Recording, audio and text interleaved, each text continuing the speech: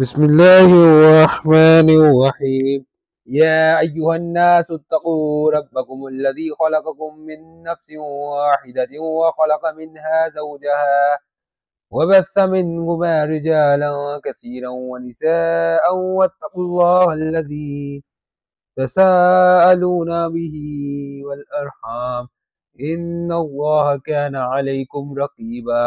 لوگو اپنے پروردگار سے ڈرو جس نے تم کو ایک شخص سے پیدا کیا، یعنی اول اس سے اس کا جوڑا بنایا، پھر ان دونوں سے کثرت سے مرد و عورت پیدا کر کے روئے زمین پر پھیلا دیے، اور خدا سے جس کے نام کو تم اپنی حاجت برآری کا ذریعہ بناتے ہو ڈرو، اور قطع مدت ارحام سے بچو، کچھ شک نہیں کہ خدا تمہیں دیکھ رہا ہے۔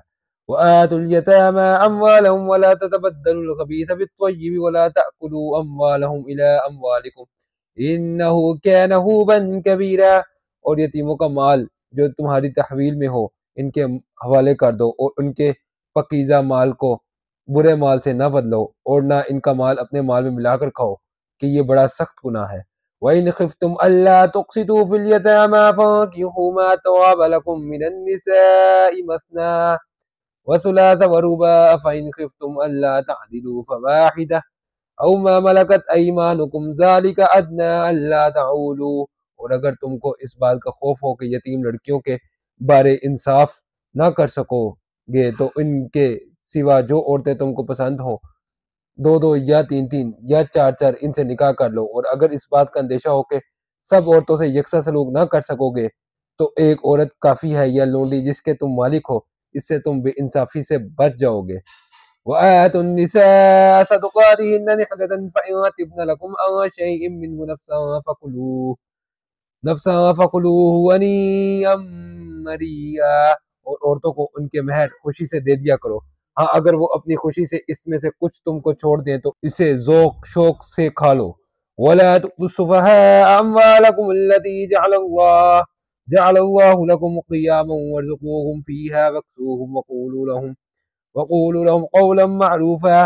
اور بے عقلوں کو ان کا مال جسے خدا نے تم لوگوں کے لیے سبب معیشت بنایا ہے مت دو، اس میں سے ان کو کھلاتے اور پہناتے رہے اور ان سے معقول باتیں کہتے رہو۔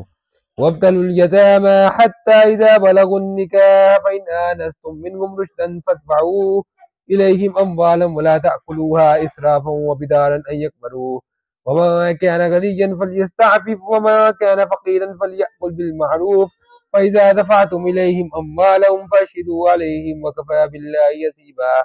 اور یتیموں کو بالغ ہونے تک کام کاج میں مصروف رکھو، پھر بالغ ہونے پر اگر ان میں عقل کی پختگی دیکھو تو ان کا مال ان کے حوالے کر دو، اور اس خوف سے کہ وہ بڑے ہو جائیں گے، یعنی بڑے ہو کر تم سے اپنا مال واپس لے لیں گے، اس کو فضول خرچی اور جلدی میں نہ اڑا دینا۔ جو شخص آسودہ حال ہو اس کو پرہیز رکھنا چاہیے، اور جو بے مقدور ہو وہ مناسب طور پر کچھ لے لے، اور جب ان کا مال ان کے حوالے کرنے لگو تو گواہ کر لیا کرو، اور حقیقت میں تو خدا حساب لینے والا کافی ہے۔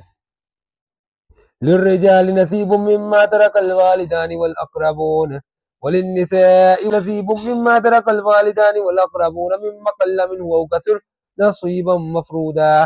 جو مال ماں باپ اور رشتہ دار چھوڑ مرے، تھوڑا ہو یا بہت، اس میں مردوں کا بھی حصہ ہے اور عورتوں کا بھی، یہ حصے خدا کے مقرر کیے ہوئے ہیں۔ وَإِذَا حَضَرَ الْقِسْمَةَ أُولُو الْقُرْبَىٰ وَالْيَتَامَىٰ وَالْمَسَاكِينُ فَارْزُقُوهُم مِّنْهُ وَقُولُوا لَهُمْ قَوْلًا مَّعْرُوفًا۔ اور جب میراث کی تقسیم کے وقت غیر وارث رشتہ دار اور یتیم اور محتاج آ جائیں تو ان کو بھی اس میں سے کچھ دے دیا کرو، اور شریک کلامی سے پیش آیا کرو۔ وَلْيَخْشَ الَّذِينَ لَوْ تَرَكُوا مِنْ خَلْفِهِمْ ذُرِّيَّةً ضِعَافًا خَافُوا عَلَيْهِمْ فَلْيَتَّقُوا اللَّهَ وَلْيَقُولُوا قَوْلًا سَدِيدًا۔ اور ایسے لوگوں کو ڈرنا چاہیے جو ایسی حالت میں ہوں کہ اپنے بعد ننھے ننھے بچے چھوڑ جائیں، اور ان کو ان کی نسبت خوف ہو کہ ان کے مرنے کے بعد ان بیچاروں کا کیا حال ہوگا، پس چاہیے کہ یہ لوگ خدا سے ڈریں اور معقول بات کہیں۔ ان الذين يأكلون اموال اليتامى ظلما انما يأكلون في بطونهم نارا وسيصلون سعيرا۔ لوگ یتیموں کا مال ناجائز طور پر کھاتے ہیں، وہ اپنے پیٹ میں آگ بھرتے ہیں اور دوزخ میں ڈالے جائیں گے۔